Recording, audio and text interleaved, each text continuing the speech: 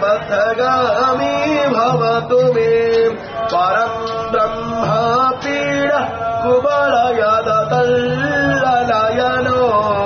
निवासी नीलाद्रौ निहितचरणोऽनन्तशिरसि रसानन्दो राधा सरसवपुरालिङ्गनसुखो जगन्नाथ स्वामी नयन पथगामी भवतु मे न वै राज्यं राज्यं न च कनकमाणिक्यतिभवं